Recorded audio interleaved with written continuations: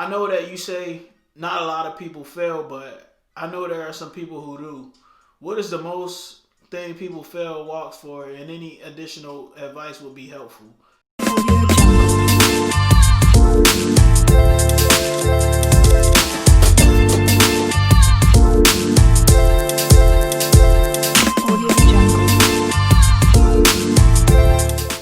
Hey, what's up, guys? It's your boy Big Bro Dre, and welcome back to my channel.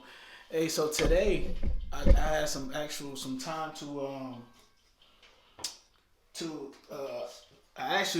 had some time to work from home today, so I decided I'm gonna go in here and answer all you guys' emails. All right. So this was supposed to be a live, but apparently I have a copyright strike on my account, and they won't let me go live. So what I'm gonna do is I'm gonna go through these questions that you guys asked in emails, and you guys asked me in on the actual page, and I'm gonna just go through and answer. At least I picked like 10 of them that I'm gonna answer. I might be able to answer more depending on the time. I got some stuff I gotta do this afternoon, but I'm gonna come on in here and answer some of you guys' questions right now while I'm eating this lunch. All right. I'm gonna try not to do a lot of editing on this video. I'm kind of gonna just post this one raw, but I'm going to try to get to every one of the questions. If I don't get to your question this time, let me know, and I'll try to get back to you and answer it on the next video. All right. Obviously, I can't get to all of them. It's crazy because this channel, when I first started it, I had maybe, for the first maybe year, I might have had like maybe 200 subscribers. When I first started, it was for my daughter when I went to Korea, and I just wanted her to follow me and follow my journey in Korea and kind of see what I was doing when I was out there. And I ain't expect nobody to follow me at all. My actual first subscriber's name is LG_gamer. Hey, shout out to LG Gamer. He still actually follows me. I follow him back too. He has a gaming channel, and I check some of his stuff out. Man, it's a real good gaming channel, actually. He's got a lot of videos on there with some good content. So if you get a chance, check him out. It's LG uppercase LG uppercase _uppercase GAMER, LG Gamer. So that was my first subscriber. So now I'm almost at 2,000 subscribers. And the funny thing about it is I watch analytics. So I kind of noticed that there are people that have more subscribers than I have. But when I look at like how many views they get, they don't have as many views. So I asked myself, I'm like, well, I don't understand how that works, but I don't know. I guess the people that follow me or that support me, they really ask a lot of questions and really kind of engage with me and you know, and I don't know, they interact with the channel a lot more than a lot of other channels. So that's a good thing for me. I appreciate you guys' support. So I'm gonna go ahead and get to these questions. All right, so first question comes from, and I don't know if the person be wanting me to say their name, so I'm gonna try not to say names. You know who you are. If you want me to say your name, then I'll reach out to you. All right, Dre, I'm going to walks in March, and I'm nervous. I know that you say not a lot of people fail, but I know there are some people who do. What is the most thing people fail walks for, and any additional advice would be helpful? Thanks for all your advice. My girlfriend and I both watch your videos and got selected the first time selection. You are the, can't say that word, it's the F word, man. YouTube name is Matt University grad. All right, so Matt, check this out. I actually want to do a video about this because you're talking about what people fail the most, and I did a whole lot of research on this, to be honest.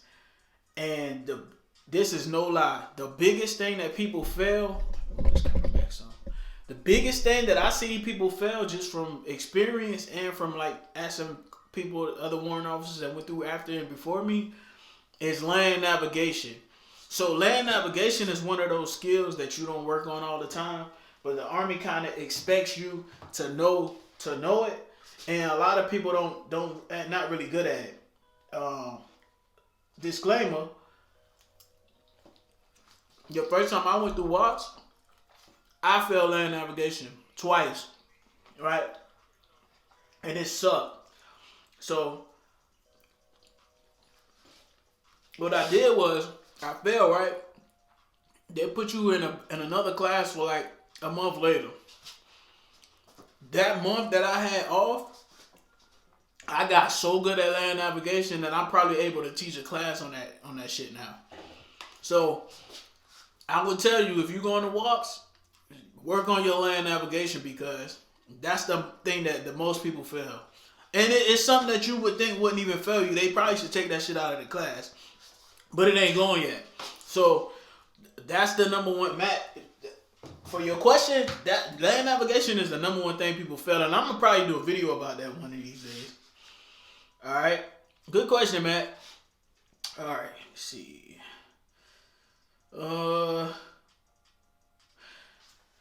I like your videos. I ain't gonna say this person's name because they wanted to be anonymous. I like your videos, but I think you would benefit from collaboration with other YouTubers. Why don't you do a collab with other military YouTubers? And what do you watch on YouTube? That's a very, very good question. So, when I first got on YouTube, right, a while back, I was like, I'm not gonna do collabs unless it's with somebody like that I know, right? But I started actually meeting people through YouTube. So, what I do, excuse me. So, I actually reached out to a gentleman about doing a collab. The guy was like, hey, I'm going to hit you back about the collab. I offered to fly out to him and see him or whatever, do the collab, work with him. His channel probably got like a few more subscribers than I got, maybe like 1,000 more than I have, maybe 3,000, right? But it would probably help both of us because I got some supporters that he don't have. He has some supporters that I don't have. Well, the dude just never hit me back. So I was like, you know what? Whatever, bro. I ain't gonna trip. It is what it is. If you wanted to really do it, then you would have hit me back. And it's no beef with him. You know, he doing this thing or whatever. But it's just one of them things. It's so much work trying to put together a collab. So kudos to people who do it. But it's tough to do. You know what I'm saying? So, and like people's schedules, and I'm like busy. Like YouTube is not like my job. So like I'm still at the duty. I'm busy.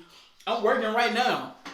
I just took some time because I'm eating lunch, and I know I don't never get to these questions like I'm supposed to. So, as far as collabs go, it'd probably be some time before especially with COVID going on, it'd probably be some time before I get a chance to do a collab. So that's that. As far as who I watch, oh my god, like I watch a lot of YouTubers. I watch The Breakfast Club on YouTube. I watch Joe Budden podcast. The military YouTubers I watch, I like damn, what's our boy name? Matt. I like Matt Ward. He's okay. I like Sweets Galore, Army Princess. It's another one. I forgot old girl name, but I left a message on one of her posts. Army Barbie.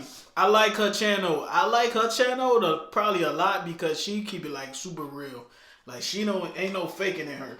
So I kind of like that authenticity because it's tough to do, especially when you're in the military and there's a lot of eyes on you. It's a lot of stuff I want to say that I just know I better not say.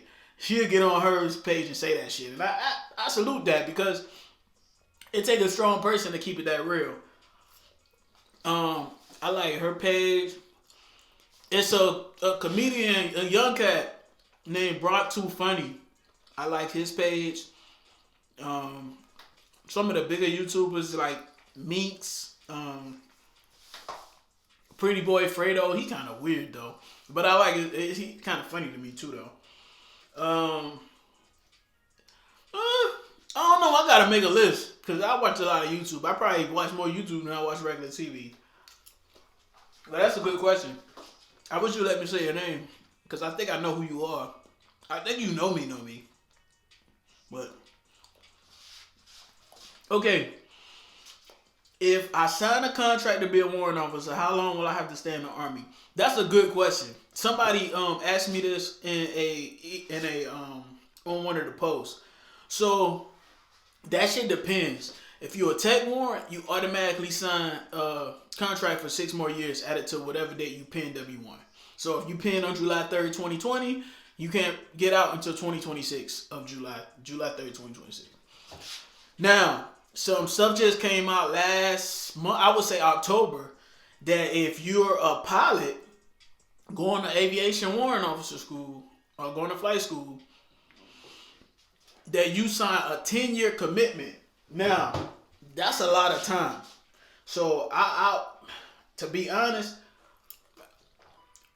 I get why the Army's doing it though, because what was happening was people were signing contracts, and then you'll spend 2.5 years in flight school, and you'll only owe the Army that additional 3.5 to 4 years of active federal service.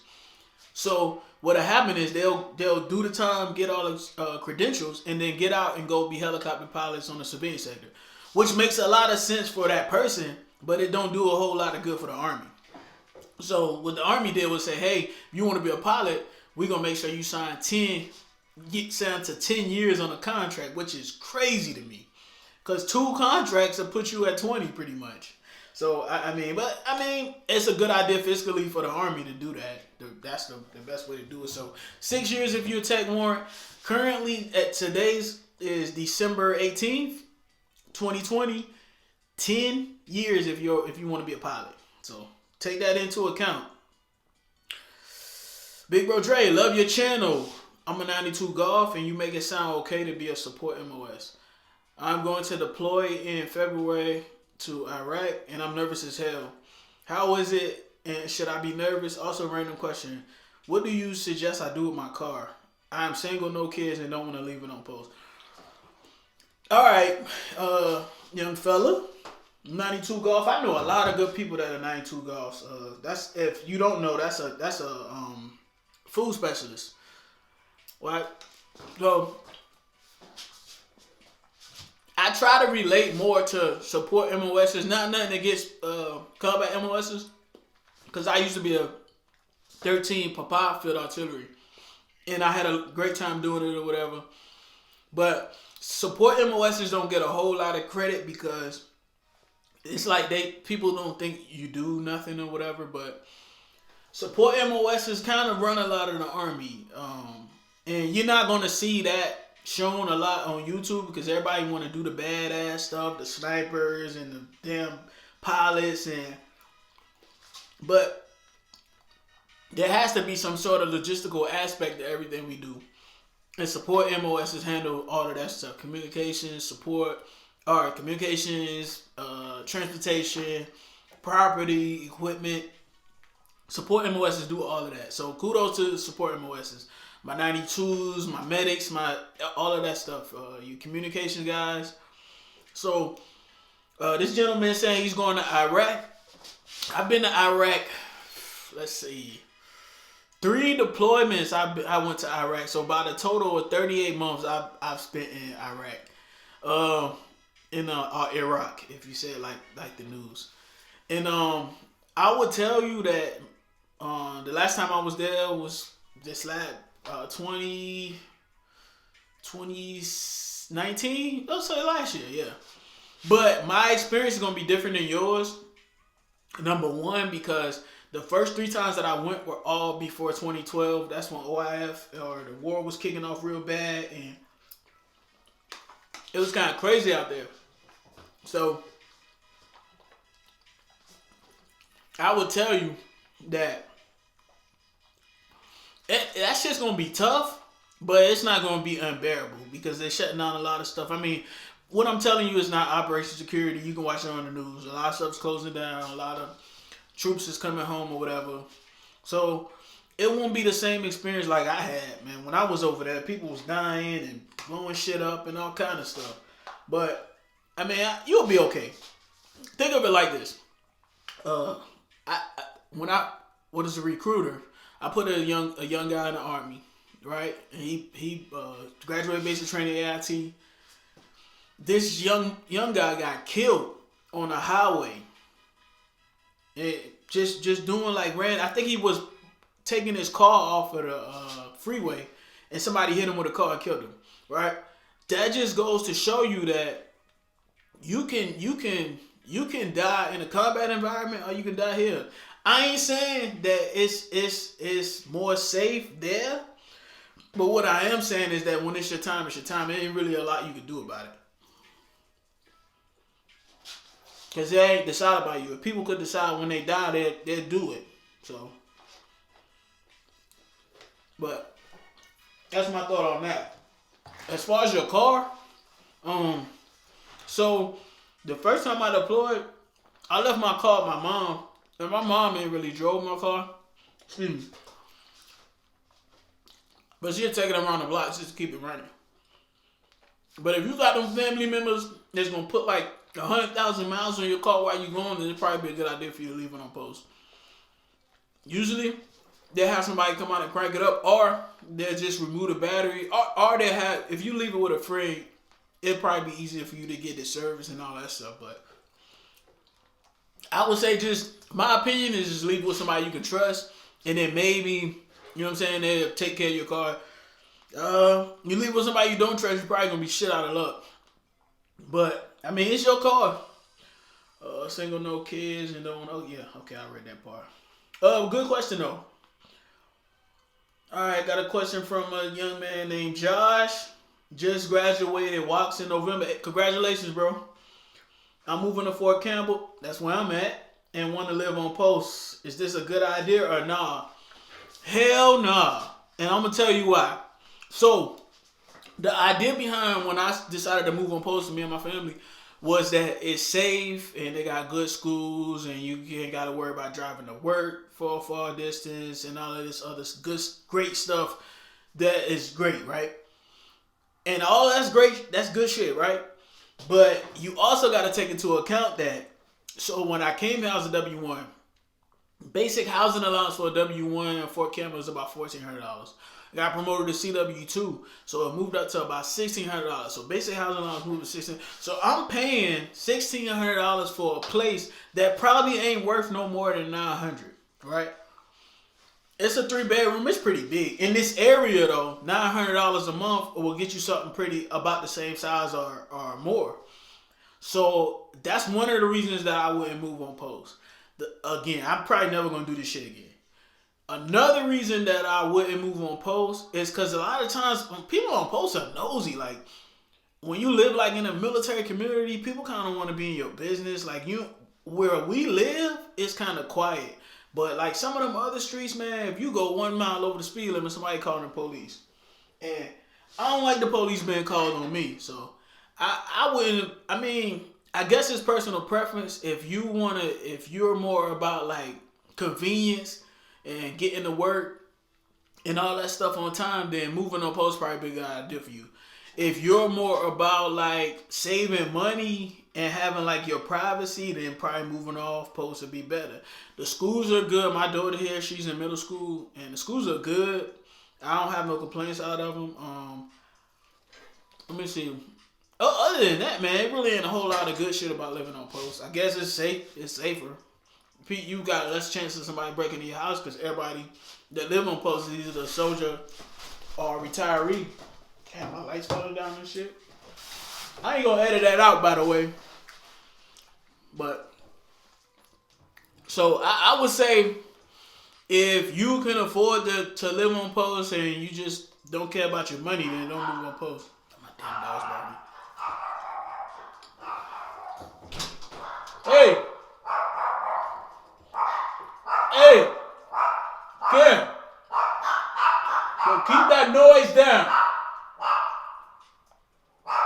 She don't care. You can't come in here, man. Whatever. I'll be right back, y'all. I'm back, man. These dogs be going crazy. So, that's another question. All right. Do you watch sports? And if so, who are your teams in sports? Inquiring minds want to know. Do I watch sports? All right. Yes, I watch a whole lot of sports. I watch damn near all sports. I don't really get into hockey. I watch a couple games, but I'm big on football and basketball, of course. And I watch like golf if it's like the Masters. So my favorite sports teams, I like to watch the Atlanta Braves, Baltimore Orioles in baseball. I like the Atlanta Falcons, and I am a die-hard New York Knicks fan. Don't ask me why. I'm embarrassed a lot by that fact, but it is what it is, man. I've been a Knicks fan for a long, long time, so I probably won't be changing my my fanism with the Knicks. So those are my teams. I like sports a lot. I'm gonna come back to this one. Good question. Why do people in the military get married so early? My cousin Ronnie got married at 19 and divorced at 21. What the hell is that for? Well, if your cousin Ronnie watched this video, he will be pissed at you for putting his business on the street. But you put it in there, so I read it. Alright, so check this out. So, a lot of people get married. I would tell you that a lot of people get married in the military young. Maybe it's love, so that could be a one thing. But a lot of people get married in the military young because, number one, some people do it for the money. If you're a sergeant and below, if you get married, you don't have to live in the barracks. You can live in, you can get BA basic assistance, housing assistance, right? And you get that BAH, and you get paid and get your own place or whatever. If some people get married because they want that security when they deploy. So when you marry somebody, you always know somebody back at home is taking care of your affairs. So I wouldn't. That shouldn't be a reason to get married, because when you marry somebody, you pretty much say you're gonna be with that person for the rest of your life, or at least a substantial part of your life. I hope these dogs ain't too loud, man. They do that. So, I'm gonna go calm them down. No, I'm not. Whatever. So, I wouldn't get married just for money. That shit is crazy. Like, unless that's just your thing. But I wouldn't do it. So, yeah. And I definitely wouldn't get married just talking about security, because you can have your parents or your sister or brother or somebody that you trust, a good friend, to take care of your stuff. You don't have to get married to do that. Alright. So, but that's a good question, man. Sorry to hear about Ronnie. He got divorced at 21. Damn. Let's see. Some good questions, man. Alright, I gotta go do something in like 20 minutes, so this probably be my last one, but this one. No, I got two. I can get two more in. How much money do warrant officers make in the Army? That's a good question, but it's also one of those, it depends. So you can Google this. So I'm not funny about saying how much I make, because you can look it up.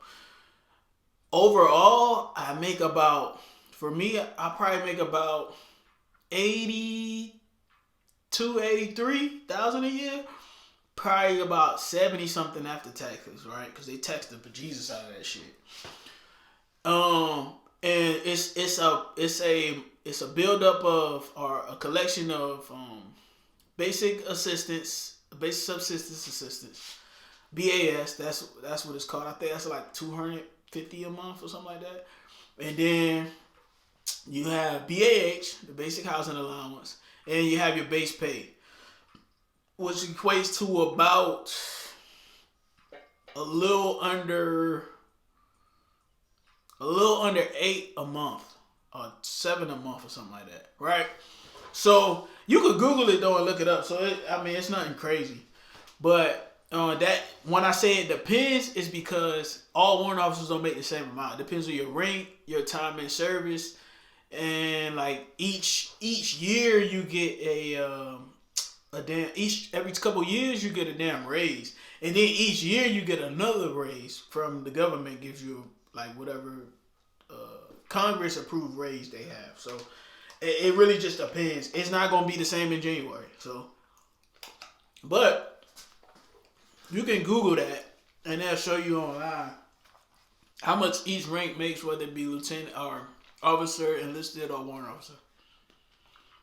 Good question though, because you need money to live, and I wouldn't be Big Bro Dre if I ain't talk that money talk. All right, last one for this section. I might name this video part 1, because y'all leave a lot of real good questions, and just because of how busy my schedule is, I don't really have a lot of time to get to these shits. But I appreciate the questions though. Big Bro Dre, or BBD is what he said. I love your videos. You keep it all the way real. Almost too real, because you be scaring me with some stories. Really? My stories don't be scary. I think they just be accurate, factual. Anyways, I'm a gay male, and I am apprehensive about joining the military because I know they frown upon that. Nah, not so much, man. My dad was in the Navy, and he used to tell me stories about people being treated unfairly because of sexual orientation. Before he knew I was gay, that was in parentheses. What's your opinion on how people are treated in the Army with, that are not straight, and should that stop me from enlisting? Okay, good question. That person wanted to remain anonymous as well, so I will not say their names. First off, you should treat everybody the way you want to be treated, because at the end of the day, so first off, you should treat people the same way you want to be treated, because at the end of the day, we are all human beings, and we all deserve the right to be treated as such, in fairness and with respect and dignity, right? Second, that shit is stupid. You shouldn't. Why should you care about somebody else's sexual orientation? That's their business, not yours. Third, I would tell you, young person, that when I first came in the Army, like the military as a whole they was real bad about like people not being straight or being gender conforming or being homosexual or any part of the LGBTQ plus community, right? But things are changing. Things have changed. When I first came in, they had the don't ask, don't tell, where you couldn't even tell them. People were getting out of deployments by telling that chain of command that they was gay. So it sounds crazy now, but yeah, that's how it used to be. It ain't like that no more. So I think personally, and I'm not gay, so I don't want to speak for the gay community. But I think personally that the military is doing a better job with that. Like, I think people are gonna be people, so there's still gonna be some people that's gonna treat you bad because you're gay.